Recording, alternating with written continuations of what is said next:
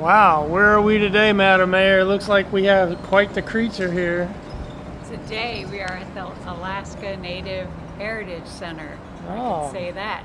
so we're going to learn about Alaskan native cultural Yeah, all of that. diversities and all of that. We're going to get to see some dance, some artwork, check out their houses, and learn about their different skills and their way of life. Oh, that sounds interesting. Let's get to it. All right, I'll see you inside. All right.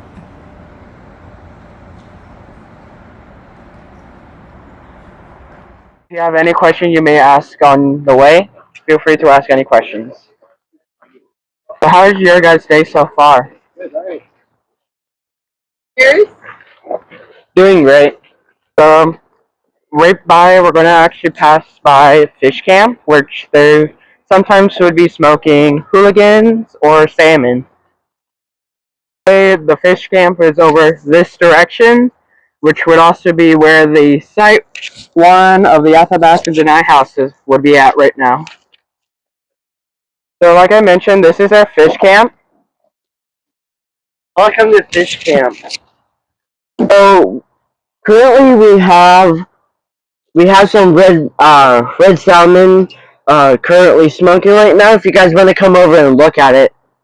Uh, so yesterday we cut it up and we started drying it, and we let it dry for the whole day, and then today uh, we we started smoking it. But before we started drying it, we brined it for about 40 minutes. The brine for the salmon, it just gets rid of any bacteria and or any other parasite that might be in or on the fish. Yeah. Uh, so the ingredients for the brine is brown sugar, corn syrup, like dark corn syrup, uh, rock salt, soy sauce, and a couple other ingredients, just for flavor. And so sometimes we use different types of wood, and it gives it different types of flavors. Uh, like we're now currently using birch for the smoking of the fish, and and then around 3 o'clock we're gonna pull down the fish, and then we're gonna jar it. We're gonna cut it up and jar it, and then after we're done jarring it, we we yeah, we'll save it for other ceremonies. You see around Alaska. They're for celebration, memories, and even shame. But this is specifically for healing. And this is for the survivors of the boarding school era, over those who went to the boarding school and never got to come home. So we have these right here that we'll be saving up for future ceremonies. In the summertime, we use so my program doesn't start till September, so I have this time to, process the fish. So we teach our summer interns. So when they have families of their own to provide for, they will have this knowledge. So we're also learning and teaching our culture, and this is something that we're very proud to do for our youth and to stock up for future ceremonies. Do you guys have any questions? There's So no. what do you do with that in the ceremony? So we give this, we center a lot of our culture around food. So we would do this potluck style. We would put out our jarred fish. We also gather greens like fiddleheads, fireweed shoots, and devil's club. And so we pickled those earlier in the spring when everything was first blooming. And so we have quite a few subsistence stuff that we would give for the ceremony, and it would be a big potluck style. Other wood do you use? So we can use cottonwood just because it's everywhere. If you guys seen that it was looking like it was snowing, that was cotton. It's all around. It's easy wood to capture, but you can be bougie and use cedar, alder, or spruce. And also the brine that we used. we can add flavors to the brine to give it more flavor. So we use rock salt that we can get from Costco. In the rural communities where the stores are not readily available with stuff, they wouldn't do such a concentrated brine. So they can brine theirs for anywhere from 3 days to 4. Um, each individual and community is different in processing their fish. So some people, they, like for me and my family, I don't smoke or dry. I just take the fillets and I can them directly with brown sugar, pickling salt, and jalapenos. Um, Here, we cut, brine, dry, smoke, then can. Other communities or individuals can brine and go straight to the smoker and stick in the freezer. So there's a lot of different type of ways. There's no wrong way, but this right here to me is literal gold and my favorite way to consume fish. We can now move on to the Athabaskan house, which is now being called the Nye.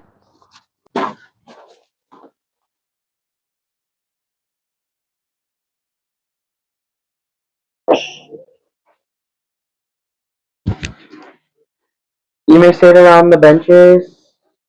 Feel free to sit on the benches if you like.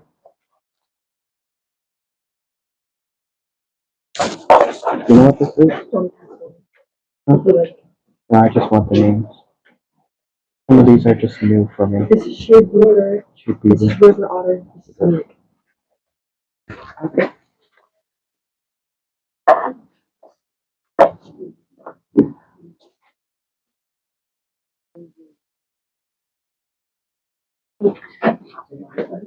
Oh yeah, here, go ahead.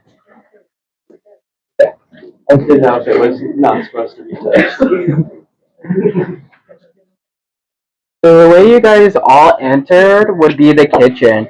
Traditionally, the kitchen wouldn't actually be connected to the house because it may caught on fire or to attract other animals, and they don't want other animals to come to their homes and surround the area. And the style of the house they have would way back before the Russian made contact, it would have been a flat roof. So when it does snow, it'll pile up on the roofs, pushing the roof down. The logs would be vertical before the Russians came over, and the A shape wouldn't be there. So yeah. So ever since the Russian came over, they have learned to make a different style that improves their homes. So instead of vertical, where they have to keep replacing all the trees with because it molds, they just do it horizontal, so they only have to replace the bottom of the tree of the house. So yeah. Over here is the window. Traditionally, it'll be actually half the size, facing the east side where the sun would rise. This is the intestines of a seal, and usually they'll have it covering up the window just so they can keep the warmth in here. It would also be bright enough for when the sun rises, it'll be bright and it can go through clearly. So basically, their window style. There would actually be one entrance, about 3 to 4 log high. So right over there wouldn't be there, nor over there behind you guys. So this would be like the only way to enter and exit, and it's only 3 to 4 logs high. So to keep the warmth in here. And on the floor, it wouldn't really be wood, it'll be dirt. Even if they did have a lot of trees in their area, they would have it like dirt, and it would be cold down on the floor. So the men, the hunters specifically, would be sleeping on the floor, so when they do go out hunting, they would get used to the cold temperatures. Women and not the men. The women, the elders, and the children will be sleeping on benches. Not those benches that you see nowadays, just a little different from what they used to then. Is there any questions about the structure of this house? If there's not, we can move on to the items. Over here is Sheared beaver. sheared beaver. Sorry, there's some items that I'm not used to. Some of these items have recently came over. This is river otter in mimic. Mink. Mink. Yeah. Feel free to touch any of these hives, just be careful with them. This is a type of fungus that actually grows on trees. It works like a mosquito repellent, and how you light it is by starting it with a moss. Around the house, you can actually see moss around. That is another way of how they keep the area warm in here. Behind me are moose antlers, and behind over here, they are also another moose antlers. They're not for decoration. They actually use the antlers for shovels, and they'll use these tongs right here. They'll make those into like tool handles. Since they also have birch trees, they make baskets. If you like to pass it around. So they make like different styles of baskets. They can make baskets for baby baskets or berries. Over here is a moose hide right here, and down is their sled. There's different style. This is more like a kid-sized sled in their area. We each have black bears and grizzly bears. So black bears are really good climbers too. And because they're so great climbers, they actually have decided to put like bear meat on here. They'll rub the bear meat on here just to keep bears away.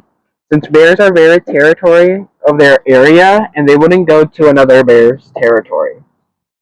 So this is where they'll store all their food up there.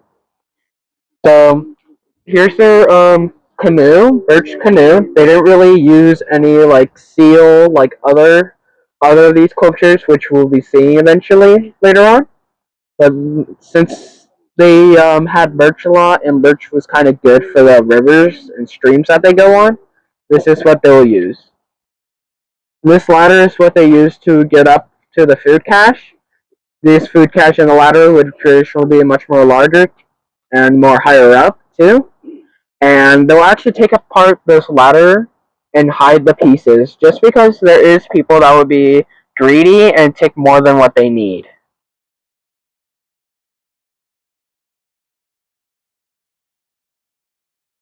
We may now go in to the house.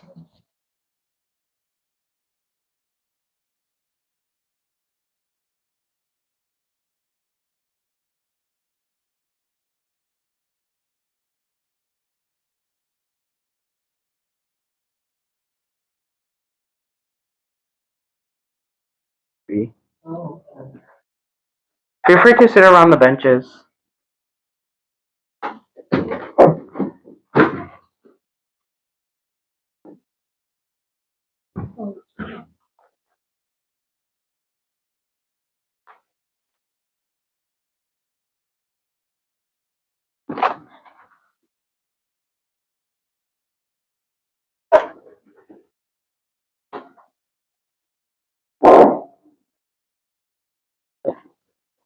So the way we entered, that will be the summer entrance. Down here below, which is in the center, would be the winter entrance. So where the winter entrance would actually go down into a JU shape and go right back up to the summer entrance. They'll have the summer entrance door closed when it's in the winter times just to preserve the heat in here. This house would actually be more into a hill, and it'll usually be about this deep down into it. Is there any questions about the structure?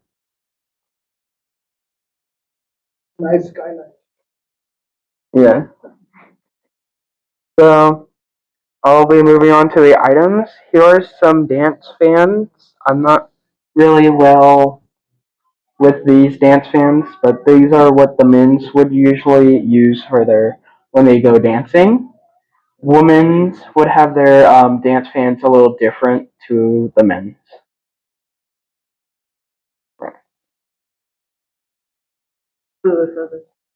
Um, I believe it might be winter owl or a type of owl. I believe I'm not fully sure. Here's their bowl. There's actually color coded to them. I'm not good with the color codes with the bowls that they'll have. They're like have one bowl for food and the other bowl for something else.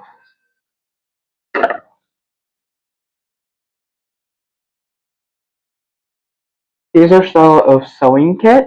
This is what they'll use to bring along with them, and they'll have their sewing stuff in this. And the men would actually learn how to sew too, so when they are out going hunting and there's a tear on their clothing or on their boat, they'll be able to fix it up. This is what you're going to see around about 3 more houses while we'll be going through. This is a seal oil lamp. There's different styles. Traditional will be actually much more larger. This is more like a travel size lamp. They'll be usually made out of obsidian, stone, or sometimes clay. It depends on where you're at. Here's some of the intestines of a seal, I believe. And yeah, careful with it. It is really fragile. So this one you're going to actually see onto the next house. Just a little different. This is a seal buoy. They'll usually have this in kayaks for the kids so they can learn to keep balance on the boat. They'll also use this for the a Ziploc bag. They'll store their meat and or whatever food they have in here and put it in here because there is sea oil, and sea oil actually does help preserve the meat inside.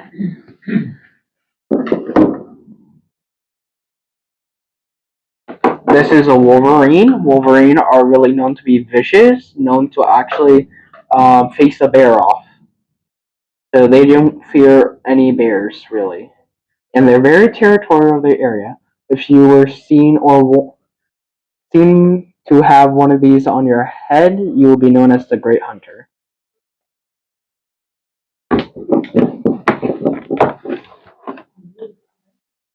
This is a caribou hide. This is their winter coat. They do have 2 types of coat, one for the winter and one for the summer. And the most fish that they'll basically use would be the blackfish. And it will be much more larger than what it is right there. So they catch blackfish, and blackfish are actually freshwater fish. And if you were to actually freeze them up, and for that one whole year or many more years, if they were to unthaw, they'll actually come back to life. So they can be also known as zombie fish sometimes. And the only way to actually kill it is by cutting the head off or by boiling it. Over here are their plants. These are what they'll use for health. So if you were too sick, they'll have these plants to help heal and help you when you're sick. Here's some baskets there too. This is what their basket would be kind of looking like. Yeah. And above them is the kayak. This is their eye of awareness. Traditionally, it will actually be as big as this house. And the feathers, they will represent the ancestors. The ring in the center represents us. Around it, the world, and all the others, the universe. And sometimes when they're doing drumming in this house and dancing, they'll have a drumstick and they'll have a string sometimes attached to one of these feathers.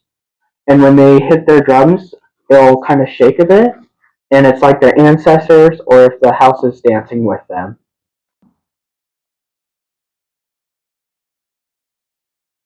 So this is a drum box, and that's kind of their style of drum box. This is actually just an art piece of it. So before, I forgot which culture this was. There was a culture that didn't have music at all or dancing. Ever since Mother Eagle is what they're called, would eventually came over and they start singing and dancing. So each time one of the person found, they heard a heartbeat that sounded like a drum, and every time they hit the drum, it sounded like Mother Eagle's heartbeat. Beside it, if you look on this side, closer to over there, there is actually like an art piece of a drumstick there too. Can't actually bend over, as you can actually see over there. In their area, they are in the coldest area of Alaska. They're actually part of the Arctic Circle, so they are known to have polar bears. And polar bears are very dangerous and will hunt humans, no matter what.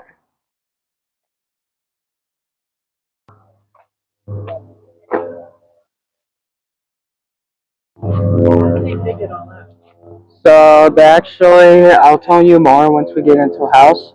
If you guys like to follow me this way, I'm not sure if there's a tour guide, so it's better to have the whole group over here. I'll enter the house. Can you figure out where Xuxiao is right now?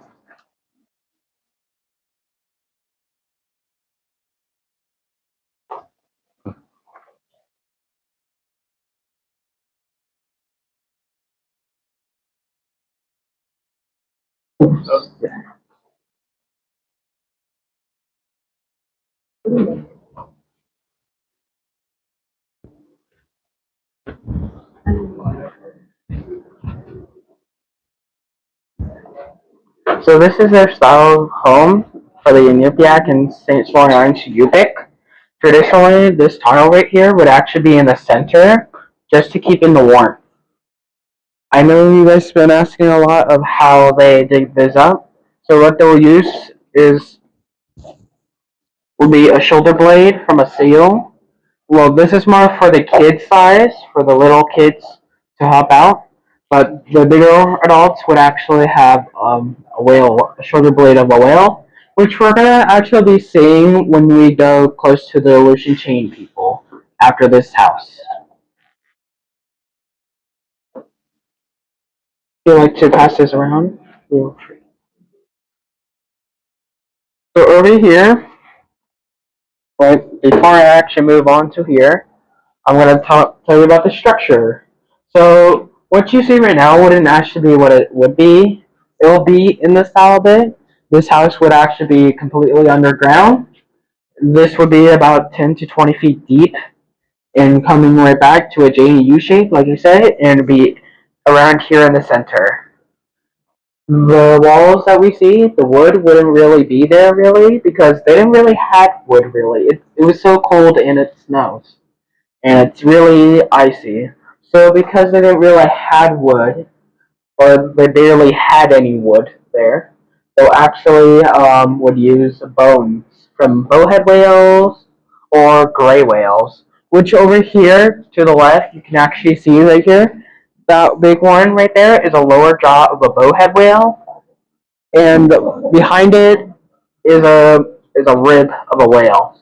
I believe it's gray whale.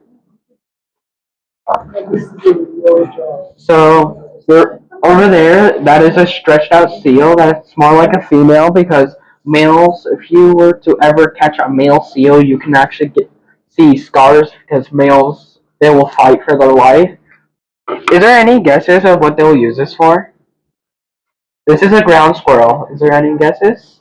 They'll actually use these for baby diapers. And how they, since because this is actually reusable, they'll actually use moss.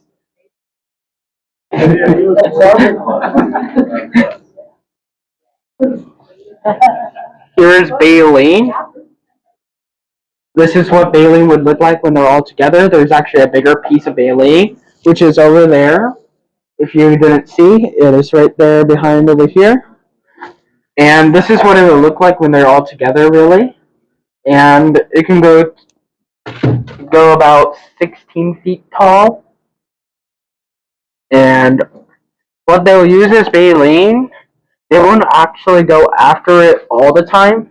Is the polar bears, which is right here. So polar bears, they're really, really man hunters. So they're like other animals like tigers, alligators, you know.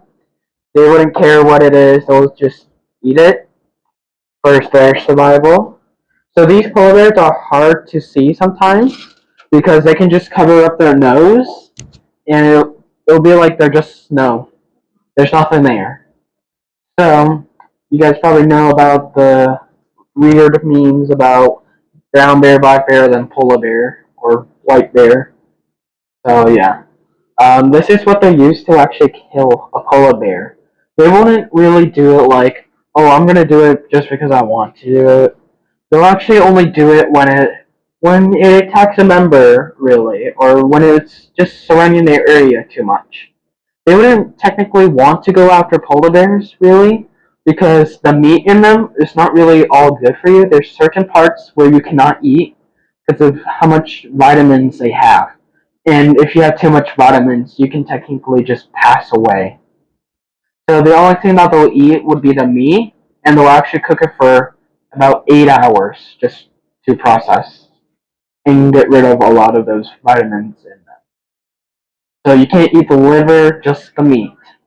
And how they kill it is by taking a strip of baleen, which is kind of like whale's teeth a bit. This is what they'll have it. They'll sharpen each corners, they'll weten it, and just like wood, they'll water it just to bend it. They'll actually crumble it up. They'll put it in seal meat, and because polar bears don't actually chew their food, they just swallow it whole. They'll eat the whole thing in about a few days. This will pop up and kill the polar bear. For summer, just to make sure it was safe to walk on. So all you gotta do is pick on the ice, and if no water rises, it's safe. But if water does rises up when you pick on it, it means it's unsafe for you to walk. Most people will walk sideways with it, or do different forms. So when they do fall in, they'll have this able to pick themselves up and save them from drowning or freezing before they drown, really. Here's our slide over here. So they barely had wood, but they did have a little bit of tree due to permafrost. And permafrost is like, it's kind of the best way for them to actually preserve food. Like I said, from my other house, you're going to see one in this house. So this is their Ziploc bag. They'll try to actually make sure they don't have a lot of holes in them, sort of like this one, just to like store their food. And yeah. So this is a baleen sled. And they'll actually use these for like these kind of sleds. They'll actually put baleen at the bottom so it can. Baleen actually wouldn't stick to snow, so it can just slide easily, unlike the wood that they had or they barely had. They most likely use driftwood, really. And if any of you guys know about driftwood is not strong trees, not strong wood. But before we actually get to the house, we're actually going to be seeing the gray whale on the way. The gray whale bones.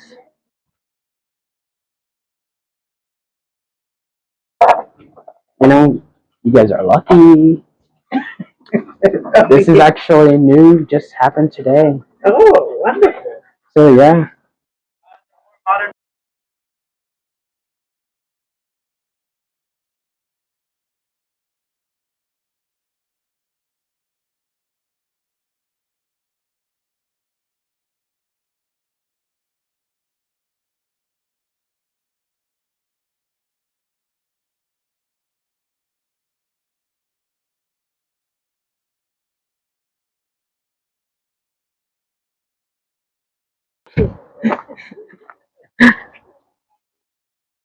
Yeah.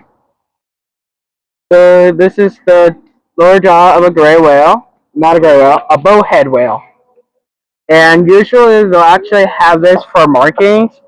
Just because since it is cold and it does snow a lot, they wouldn't be able to find their home unless you have these bowhead whales lower jaw, just to show that where their home is at.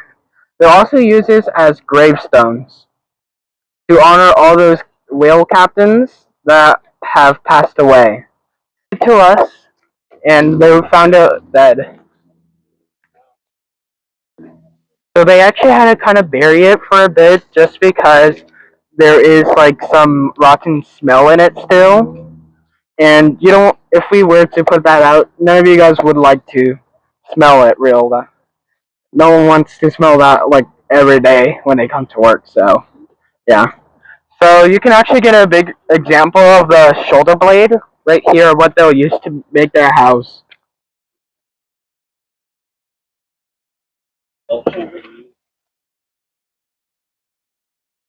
Is there any question about this?